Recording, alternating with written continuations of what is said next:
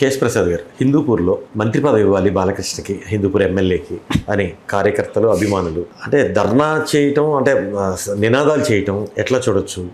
ఏ విషయాన్నైనా కొట్టిపారేసే Balakrishna నినాదాలను encourage చేస్తున్నట్టుగా ఉండటం అంటే ఏంటి, దేనికి ఇది సంకేతం? సంకేతం ఏం లేదు సార్. ఇప్పుడు కళ్ళ ముందు రేపు పొద్దున్న ప్రాణాలు దిగించి చంద్రబాబు నాగబాబు కనుక ఇచ్చాడు అనుకోండి, మనోడు బ్రీళ్ళు వేరు, తొక్క వేరు, తోటకూర వేరు, ఆవిడ ఈడు అరేతురేలు ఇవన్నీ వెళ్ళి పెన్ క్యాప్ తీసుకుని దడేల మంది దాంట్లో గెంతీయంతో సమానం కదా. ఇప్పుడు ఎంతైనా నియోజకవర్గంలో ఎవరికైనా ఆ నియోజకవర్గంలో వాళ్ళు ఈక్వల్ ఉంటే చీఫ్ మినిస్టర్ స్టేటస్ ఎమ్మెల్యే అంటే ప్రజాప్రతినిధి ఇది. ఆ నియోజకవర్గానికి 3 టర్ములు 4 టర్ములు బట్టి కన్సాక్టివ్గా గెలుస్తున్నోడికి క్యాబినెట్లో అవకాశం లేదంటే నేను తక్కువ అంటే రామారావు కొడుకు మళ్ళీ ఎన్ని ఉన్నప్పుడు ఏమి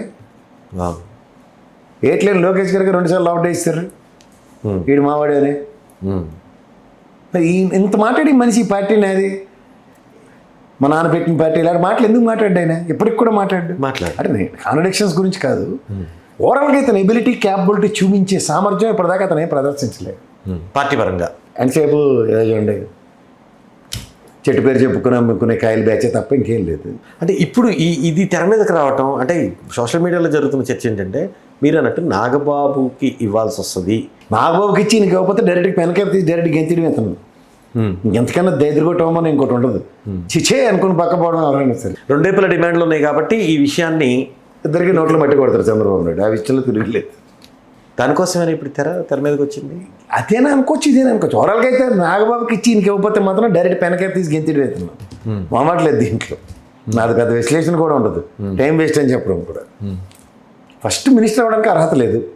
నేను అది ఇంకోటి కూడా మొహమాట లేకుండా చెప్తున్నాను. ఇక్కడ నోరు తిన్నంగా ఉండదు, చెయ్యి తిన్నంగా ఉండదు, దీని మీద అవగాహన లేదు.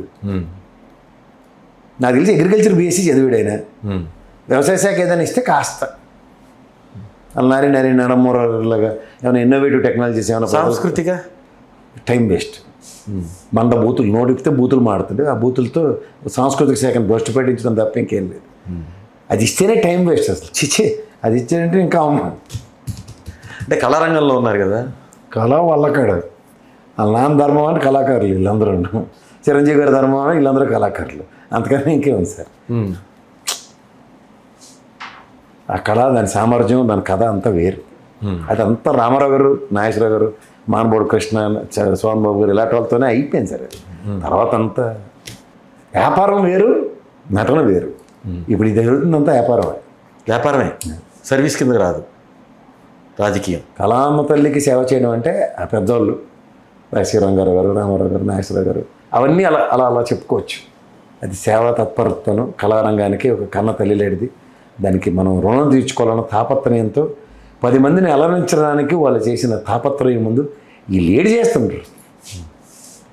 4 టెక్నీషియన్స్ చేస్తున్న అడవాడికి వీళ్ళు ప్రొజెక్ట్ అవుతున్నారు. అప్పుడు వాళ్ళ ప్రొజెక్ట్ వల్ల టెక్నీషియన్స్ ఎలివేట్ అయ్యారు. బ్లాక్ అండ్ వైట్ సినిమాలో రామారావు గారిని కృష్ణ అవతారం చూపించడం ఏంటి సార్? పౌరాణికల్లో దైవాంశ సంభూతులని ఎలివేషన్ మనం తెచ్చుకోవడం ఏంటి? అది కళామ్మ తల్లికి సేవ అంటే. వీళ్ళేటి సార్ వీటి చేసిన నీలమేఘశ్యాముడు అన్నారు కాబట్టి ఒళ్ళంతా నేను నీళ్ళ రంగు వేసుకుని యాక్ట్ చేస్తాననే వాళ్ళకి మనం ఏం చెప్పలేము. నేను వాళ్ళని అవహేళన చేస్తున్నాను కాదు, అంటే the commitment levels towards there profession అన్నది చాలా ఇంపార్టెంట్. అది ఎప్పుడైతే ఫైనాన్సెస్తో రిలేషన్ పెట్టుకుంటారో గల్లా పెట్టయిపోయింది.